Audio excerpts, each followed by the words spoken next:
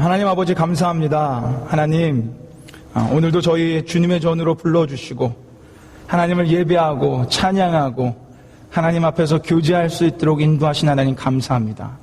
이제 하나님 능력의 말씀을 보려고 합니다. 하나님, 이 능력의 말씀으로 우리의 골수까지 쪼개어 주시옵소서. 그래서 주의 말씀으로 변화받아 하나님의 놀라운 자녀로 나아가는 계기가 되길 원하오니 주여 역사하여 주시옵소서. 이 능력을 믿사오며 지금 선포된 하나님의 말씀을 기대하오며 우리의 모든 것 되시고 왕 되신 예수 그리스도의 이름으로 기도 올리옵나이다. 아멘. 예, 감사합니다. 우리 이렇게 오늘 나오신 여러분들을 진심으로 환영합니다. 지난주에는 좀 썰렁했는데 오늘은 그래도 많은 분들이 다시 이렇게 돌아왔습니다. 앞뒤 잡아 있는 분들을 좀 바라보면서 이렇게 좀 인사 나눴으면 좋겠습니다. 보고 싶었습니다. 보고 싶었습니다. 또 이렇게 나눠볼까요? 당신을 기다렸습니다. 이렇게 인사 나눠봅시다. 당신을 기다렸습니다. 할렐루야. 감사합니다. 우리 새로운 분도 계시고 우리 백승호 형제님도 다시 봐서 너무 반갑습니다.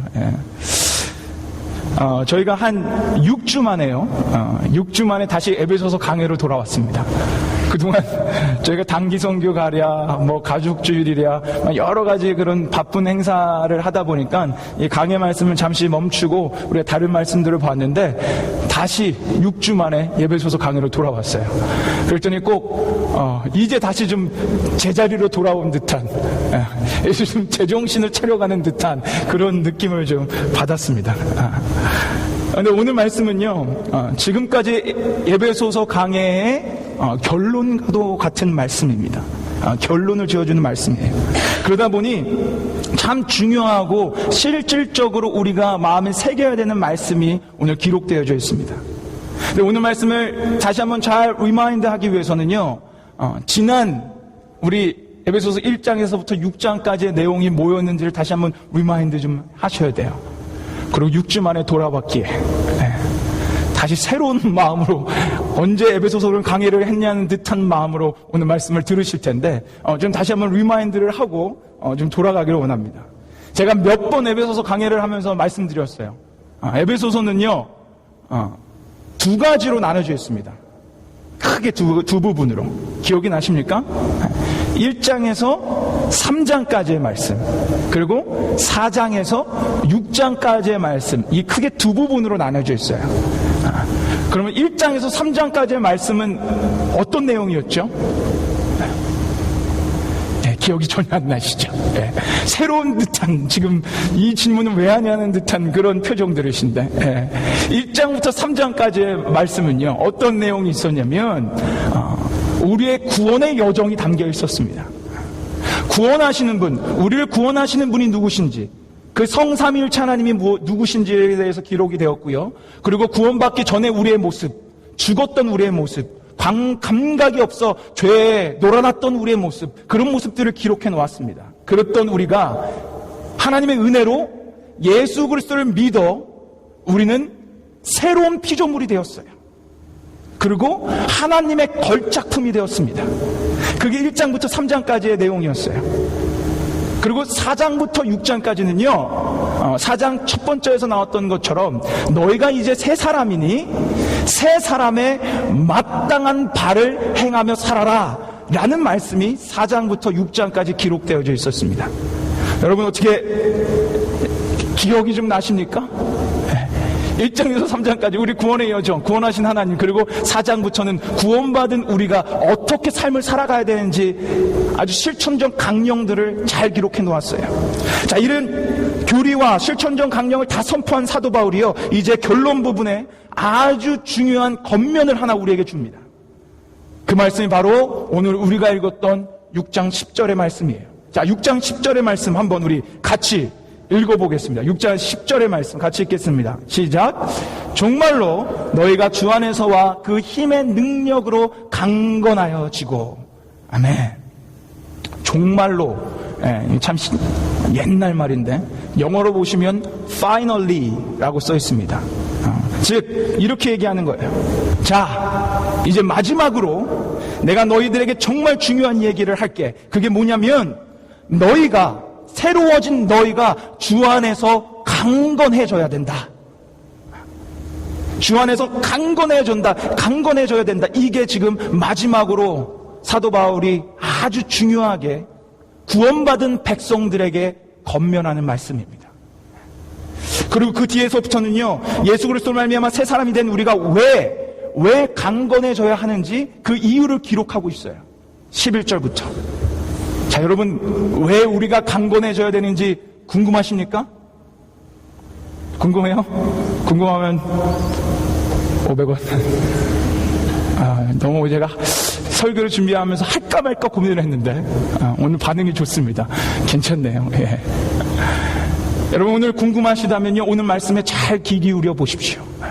내가 왜 하나님 안에서 새 사람이 되었는데 하나님의 능력으로 강건해져야 되는지 오늘 말씀은 분명하게 밝혀 알려주고 있습니다. 오늘 말씀을 통해서 우리가 이제는 강건해진 그 모습으로 승리의 삶을 살아가게 되는 놀라운 역사가 일어나길 소망합니다. 자, 그럼 우리 그 기대감으로 그 이유가 무엇인지를 한번 좀 살펴보길 원합니다. 자, 강건해져야 되는 이유가 바로 그 뒷절인 11절 초반절에 나와 있습니다. 자, 11절을 한번 보십시오. 11절에 처음에 뭐라고 써 있습니까? 마귀의 계계를 능히 뭐하기 위해서요? 대적하기 위하여. 여러분, 이것이요, 우리가 강건해져야 하는 이유입니다. 마귀의 계계를 대적하기 위하여. 다시 말하면 마귀인 악한 영들이 우리를 공격하기 때문에 우리는 그들과 싸워 이기기 위해서 강건해져야 한다는 말씀입니다. 자, 여러분, 제 말씀을 이제 잘 들으셔야 돼요. 우리는요, 하나님의 은혜로 예수 그리스도를 믿음으로 말미암아 하나님의 걸작품이 됐어요. 그렇게 써 있었습니다. 2장에. 자, 우리는 예수님을 믿음과 동시에 신분의 변화가 일어나요. 우리는 하늘의 시민권자입니다. 하나님의 자녀입니다. 그리고 하나님의 의인된 사람들이에요. 우리의 신분이 변화됩니다. 그렇게 됨을 믿으십니까? 그런데 이 신분의 변화는요, 끝이 아니라 새로운 시작점입니다. 내가 구원으로 말미암아, 내 예수 그리스도로 말미암아 구원받아서 새로운 피조물이 되었구나, 내가 걸작품이었구나 라고 끝내버리시면 안 됩니다. 우리는 그때부터 의로운 삶이 시작돼요. 구원받은 그 순간부터 새로운 삶이 시작되는 거예요. 그래서 우리는 하나님을 진심으로 사랑하며 내 이웃을 내 몸과 같이 사랑하며 살아가야 하시는 겁니다.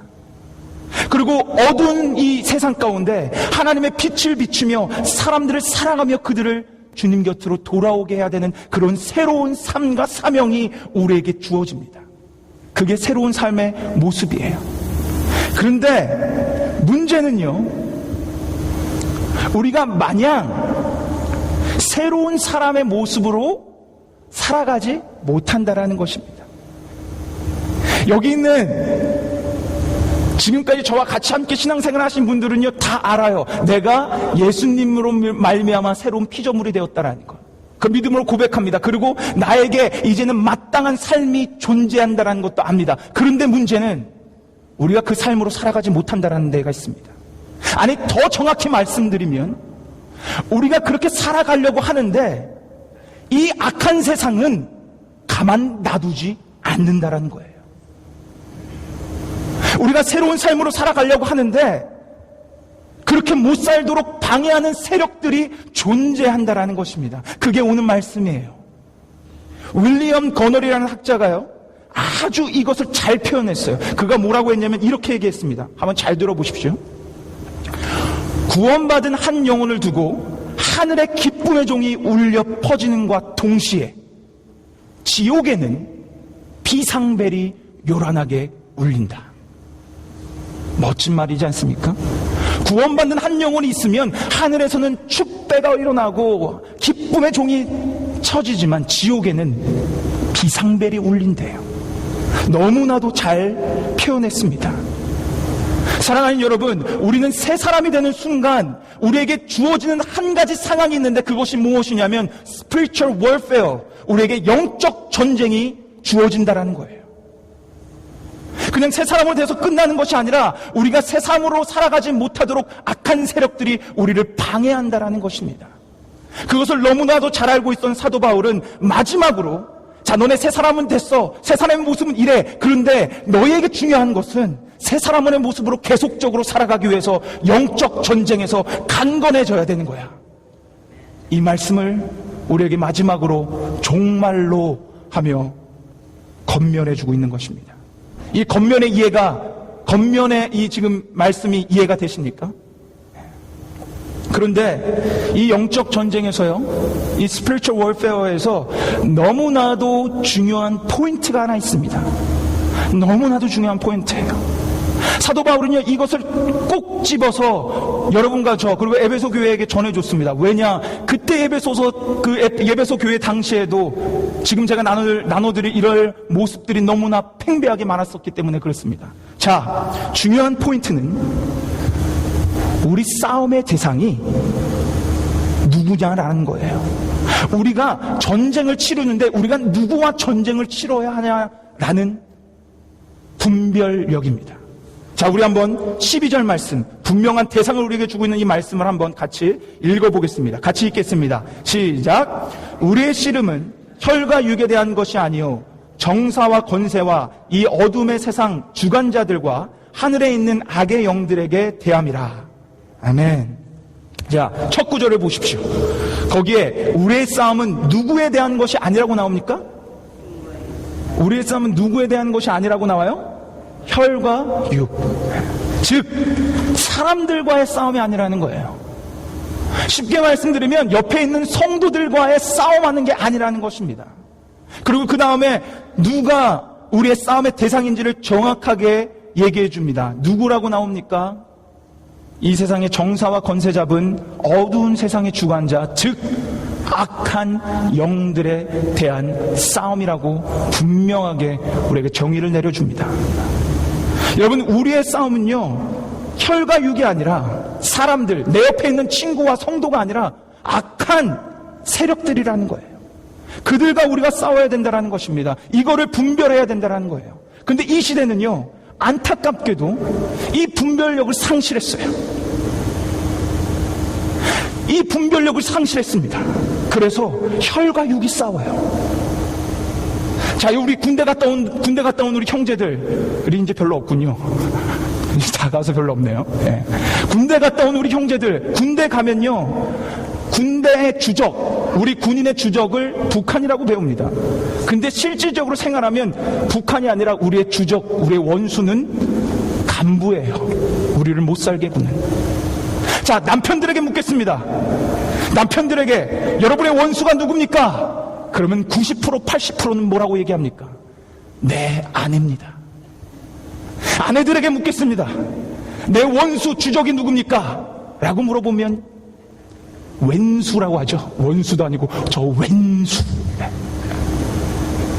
저 내 남편은 왼수. 우리 자녀들에게 주적은 누군지 아십니까? 부모예요. 우리는 분별력을 상실해가고 있어요. 교회는 어떻습니까? 하나님이 분명히 우리한테 내 옆에 있는 성도를 뭐라고 얘기했냐면 내 몸처럼 사랑하라 그랬습니다. 그리고 에베소서 말씀 4장에 우리는 성령 안에서 하나가 됐다라 그랬어요. 그럼에도 불구하고 우리는 옆에 있는 성도를 미워하며 시기 질투하며 살아갑니다. 분별력을 상실한 시대 가운데 우리는 살아가고 있어요. 이게 현실입니다.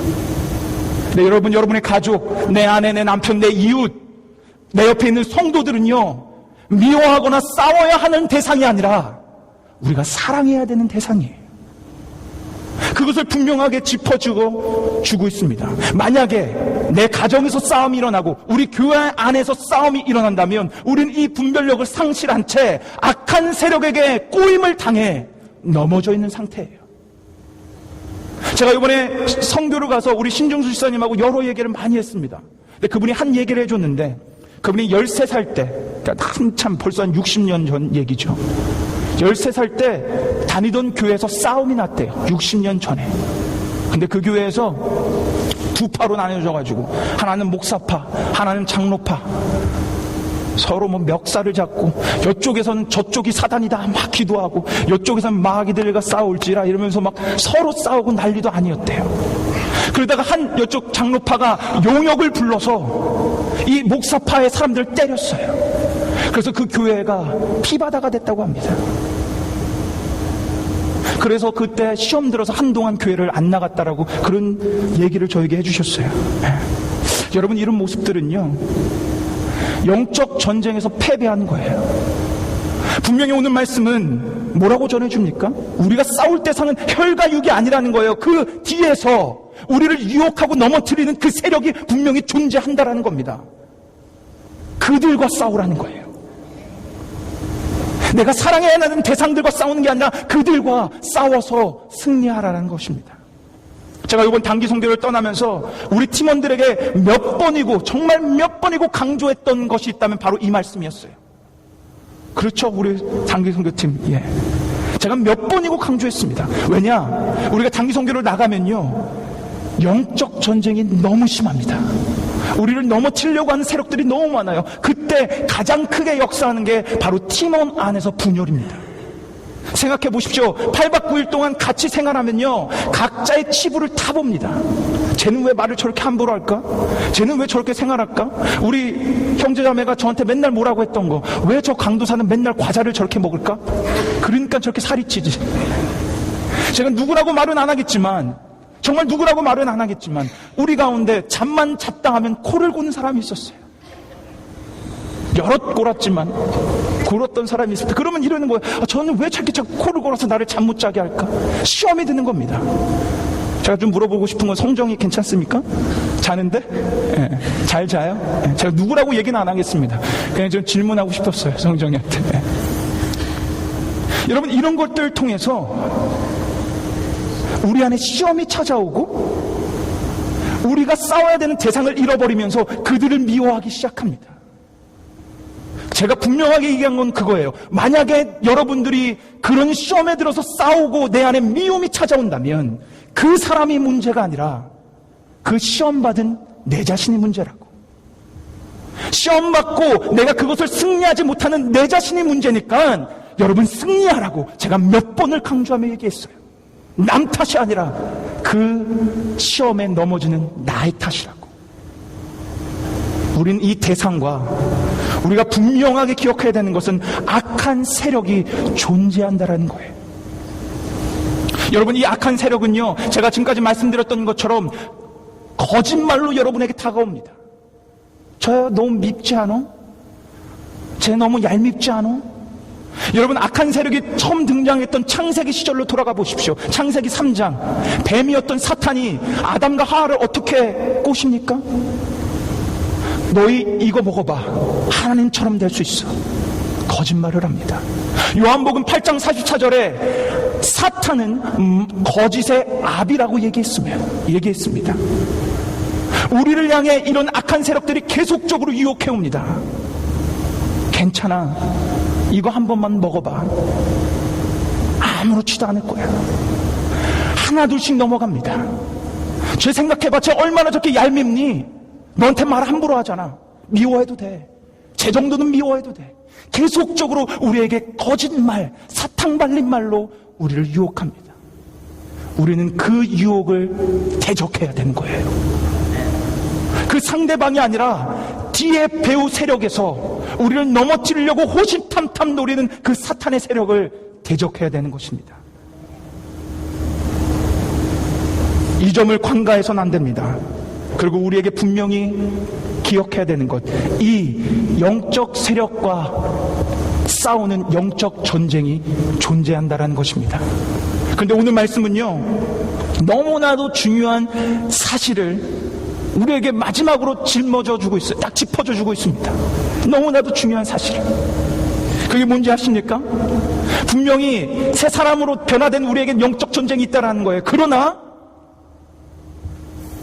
하나님을 의지한 사람에게, 하나님을 믿는 자에게는 반드시 승리가 있다는 것입니다.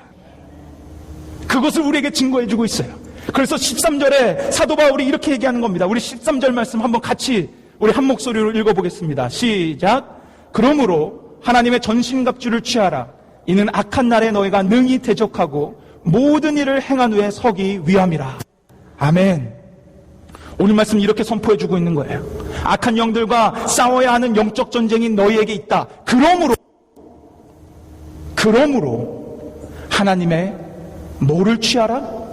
전신갑주를 취하라. 여러분, 전신갑주가 뭔지 아십니까? 다음 사진 한번 보여주시겠어요? 저기 전신갑주예요. 로마 시대 때 로마 병들이 입었던 갑옷, 그것을 전신갑주라고 얘기합니다. 이 전신갑주에 대해서는요, 다음 주에 더 자세하게 나눠드릴 거예요. 그리고 다음 주에 제가 아주 현대식 전신갑주 옷을 하나 보여드릴 겁니다. 기대하고 오셔도 좋아요.